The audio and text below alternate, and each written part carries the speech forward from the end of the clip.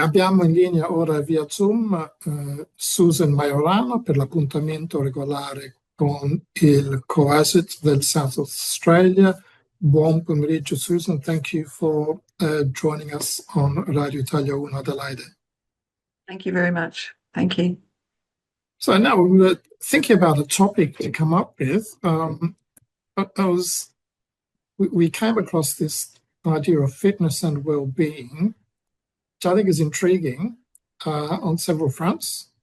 Because I remember now seeing my mum going to the gym in her 80s, and she never did anything like that as a younger woman. So is that something important that's worth doing?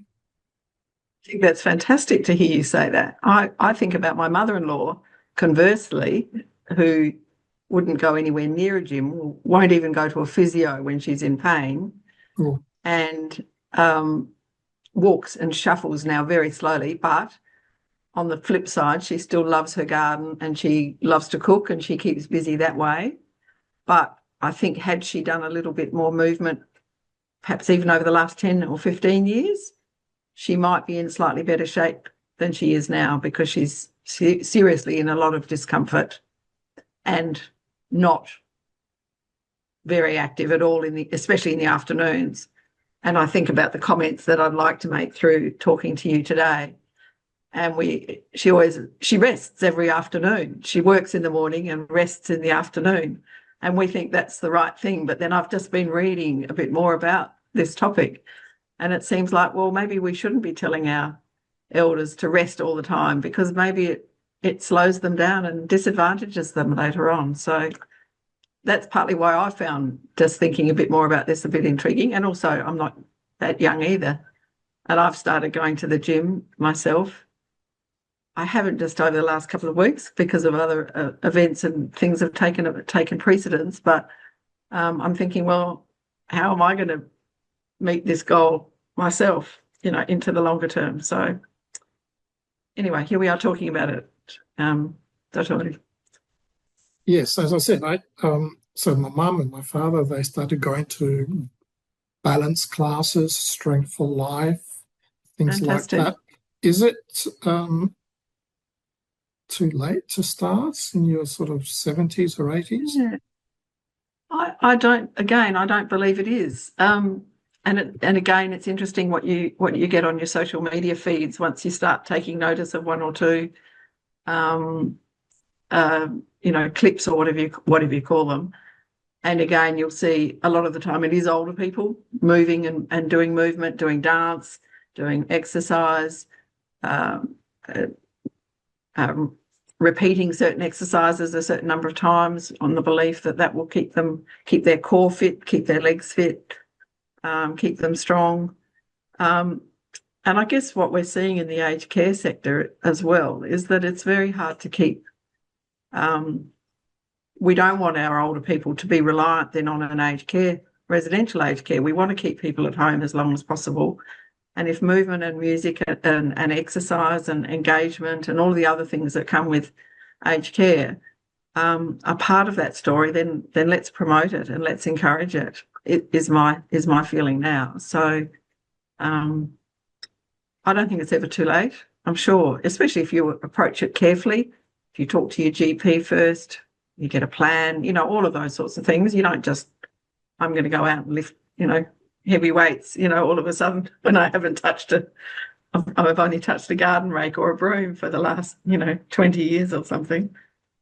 But interesting that you mentioned dancing. I'm always happy when I go to these Italian clubs and I see these older people dancing.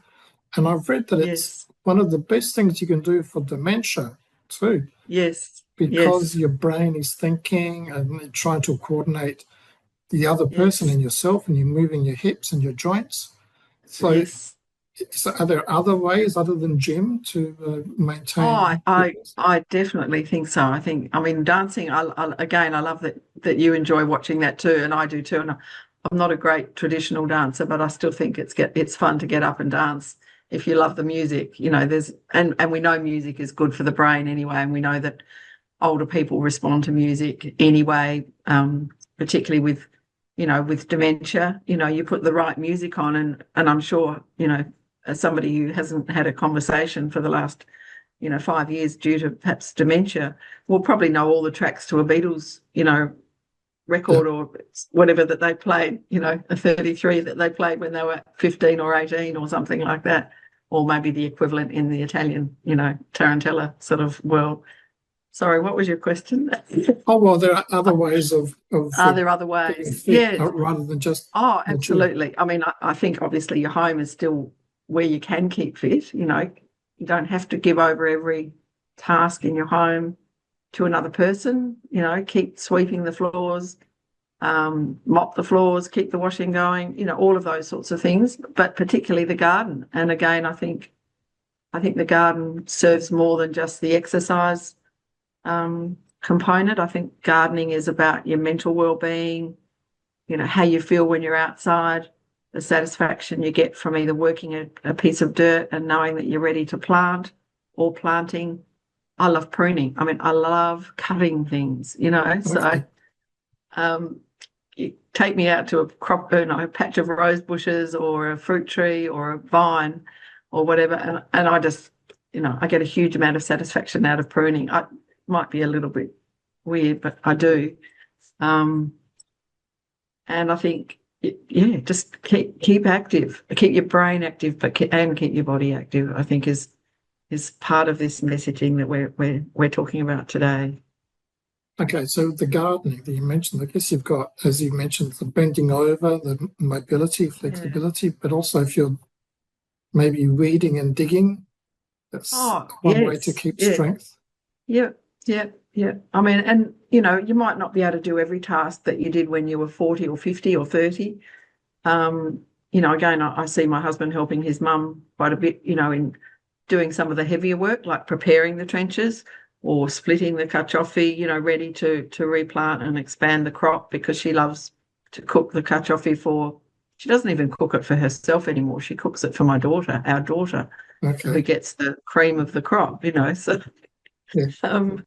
But she's outside and she's motivated, and she's got the beans in the front yard, next to the ornamental plants, and that makes me happy, just seeing that she's happy, with the way they're growing so successfully. So I think it is that thing about just getting up and you've got to push yourself too. I mean, I've got to turn around right now, and I've had about 4 weeks or 5 weeks off not going to a gym, and I did start a bit this year, going to a seniors group and then moving into a slightly more strenuous group.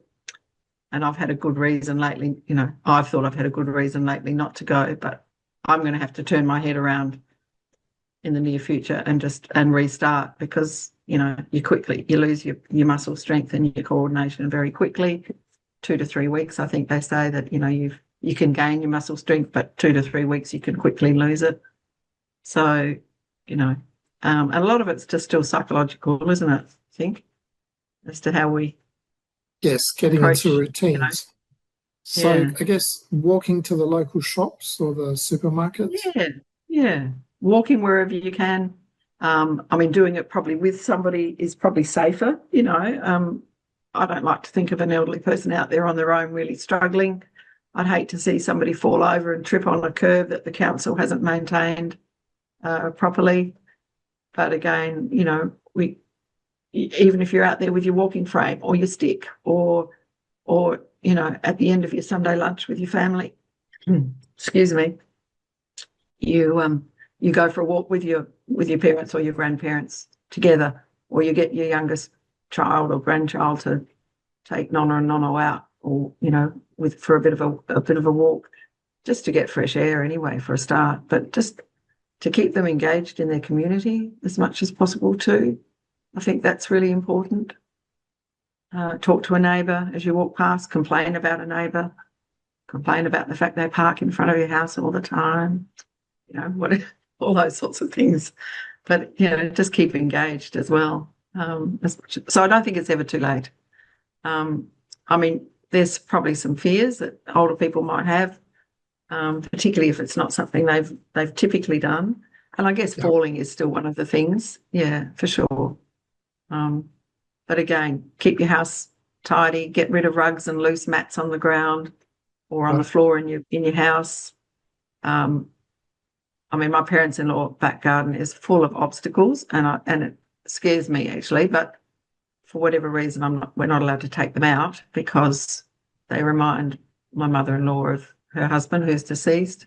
But at the same time, she navigates it. She seems to actually manage to. She knows them so intuitively. I think she knows every pole and every pot and every, piece of concrete that's sort of in the way.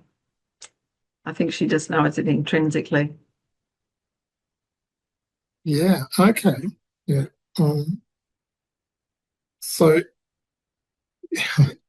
we've just mentioned a few things that you can do around the house in your normal life. Walking, gardening, dancing. And you said walking with other people is probably a good idea. Because you can, if someone falls, but also because then you can have a chat and it's a social component. Exactly. Yeah. Exactly. Yeah. So what sort of, if you think that's not enough, what sort of exercises do you think would be interesting to do, even at home? Yeah. Look, I think there's probably some simple things. And again, I'm not an expert and I'm not a physiotherapist or a movement, exercise physiologist. But, just what I've read and what I've, sort of observed, there's just simple things. And even just for anybody, just sitting and standing from a kitchen chair without using your hands at all to press down and get yourself up so that you're actually putting the pressure on your legs and on your thighs, and hopefully you're building some muscle strength there that enables you to, if you ever did fall on the ground, that you would be able to work out how to pick yourself up. A few weeks ago, my husband and I were walking around just our local area, and we walked past a driveway, and a lady was doing gardening on the ground, and she had a cushion and everything. But at the same time, she just looked like she wasn't able to get up. And it was true. We asked her and we said, "Are you okay?" And she said, "Oh, I could do with a hand." Now, perhaps if she had been doing a little bit more exercise, she might have had the strength to be able to maneuver her body into the right angle and get herself up out of that situation. She was grateful that we were there and we were happy to help. But I think sitting and standing, and it is anything. And, you can take those sorts of exercises further. And maybe with your upper body, just pushing against the wall, just standing with your feet not slippery. Don't have slippery socks on so that your feet fall out from underneath you or you slide out from underneath you. But perhaps with bare feet on a tiled floor, so you've got the safety of your feet gripping the floor, and just push against the wall and almost like doing a very sort of lightweight push-up that you would have done, when you were 20, 25, 30 on the ground. So there's a couple of things that you could do that would just sort of move things along a little bit, repeating it a few times. Yes, that sit-to-stand is a very interesting exercise. I remember when I was taking my father to the physio, he said, "I'm trying to keep your leg muscles strong because that's what will get you out of bed." Yes. Can't stand up, can't get out of bed. It becomes off the couch. Tricky. Yeah, all of that. Yeah. Yes. Yeah. No, I think that's it. That's really important. Yeah. Absolutely. Hey, you said earlier that your mother-in-law cooks the cacioffi for your daughter, for her granddaughter. Yeah? No, our daughter. And our daughter's in Melbourne, which means whenever we go over there, we have to and the cacioffi, in season, we have to take them all ready to go, ready to cook. Every trip, I'm going over there again at the end of next week to see my daughter just for 2 or 3 days, and my niece. And I'll be taking guanciale and some oil. If it's not that, it's the persimmon. If it's not that, it's the oranges. If it's not that, it's some of the prosciutto that they've done, or the sausages that they've done a few months ago in June. So sticking with some of those rituals, those kitchen rituals, the sauce and we don't do the sauce anymore, but my husband and his brother do the meat, the pig every year. and the olives, and we pick and press the olives, so that keeps us busy too. Yeah. So are there other things that the grandchildren can do to help? Oh, look, I think probably motivating their elders to do things with them. Come and play with me, nonna or nonno. I mean, my daughter was forever, when she was young, pestering nonno to do things with her. And they would go out in the garden together, and they'd make things together and stroll around the garden together, and he would tell her about things, and tell her about life and life in Italy and all of that. But again, I think that was still, perhaps it wasn't so much exercise, but it was certainly engagement and stimulation and memory making, which I don't think Georgia has ever forgotten. She always remembers that. Even like hairdressing nonno's hair. I mean, that does not exercise at all, but that's the sort of thing that she used to do. Mm-hmm. I mean, there's opportunities. There's clubs. There's different. I mean, at CoAsItSA, where I'm working, as you've introduced me, thank you. There's a particular one of the groups that runs at Lockleys. They have a physiotherapist who goes in there, and he does a half an hour session with about 10 to 15 older people, and they do this lovely stretching, almost looks a bit Tai Chi-ish from a distance, Okay. but they're doing just stretching and manoeuvring and movement with him every week, and it's always busy, always full.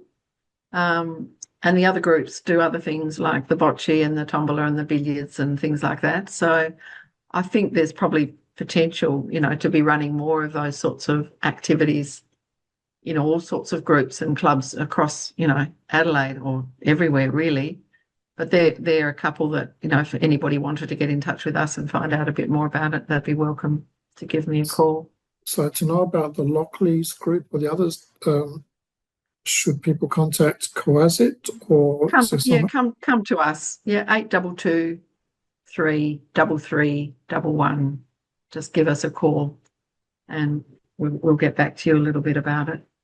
I think that the other thing is if you like for chronic issues, I don't have a medical training, so I don't want to be telling people that what we're doing is right. But I mean, if you've got serious problems, or if you've got arthritis, or you're on medication, really talk to your GP, about what they can suggest about how to help improve your well-being through perhaps non-pharmacy related ways, non-prescription things.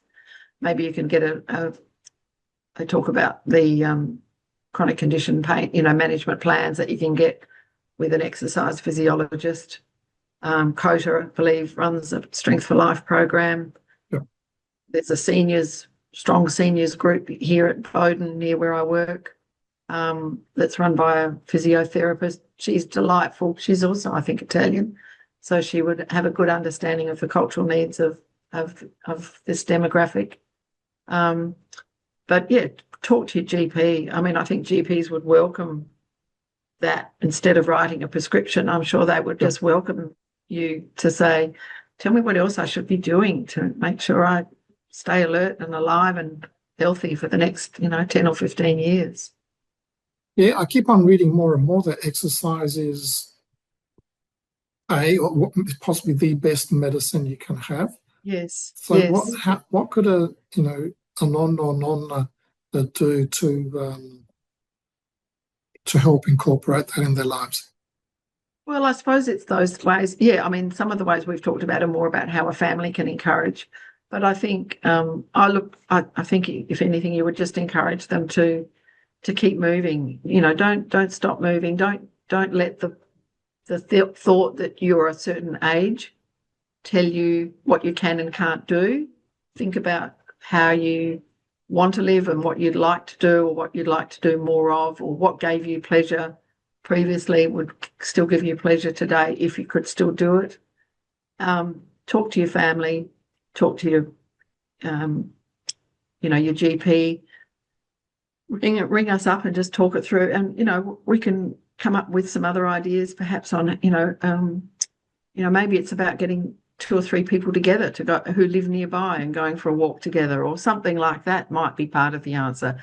I'm just thinking off the top of my head at the moment, Antonio, but that's maybe they're the sort of things that would be something that we could help with, or we could put you in touch with one of the coordinators from the groups that we run or that we support, and say, how could is there somebody in your group who would help this person, get out and about a bit more, or who would live nearby, or do something like that. So I think just finally, your health is all, isn't it, really? And Yep. you don't realise that until you lose it, or you lose a bit of it, or you lose it temporarily. But I think every single step and every stretch and every walk counts. I mean, I'm grateful at the moment that I can walk to work. I walk 2 kilometres in the morning and 2 again at the end of the day to work. And I could probably drive, or I could catch the tram, or do whatever, come up with another way of getting here. But I don't really want to, as much as sometimes I think, oh, same road, same view. But, I know it's still doing me some good. Maybe it's not solving all my problems, but it's... So listeners could call you at CoASIT to get some tips. Yeah, to know exactly. about where the groups are. Yep, absolutely. Yep. And if you can't remember the number, which is 82223 33311. So 822233311. Yep. An internet search should bring you up. Absolutely. Facebook. Yep. And I mean, as you are probably well aware, I don't speak Italian very well at all. I can grasp some things and grasp some words, and I can have a fairly basic rudimentary conversation. But we've got another worker here, Antonia, who's here on a Tuesday and on a Thursday, and she's fluent in Italian, and she's very good at engaging with our clients anyway. So she would be more than happy to, interpret or convey or help with, just unpacking whatever the question might be as well, if it's not done very well through me. Okay, well, thank you very much, Susan, for these tips for how to maintain, contribute to our well-being, our wellness through some physical and mental exercise. Yeah. Is it endorphins that our body releases when we're active? I think that's part of it, isn't it? That's the word, yes. And they're the happy ones. So, yeah. Thank you. I've enjoyed having a chat, and I hope it's been helpful. Thanks a lot.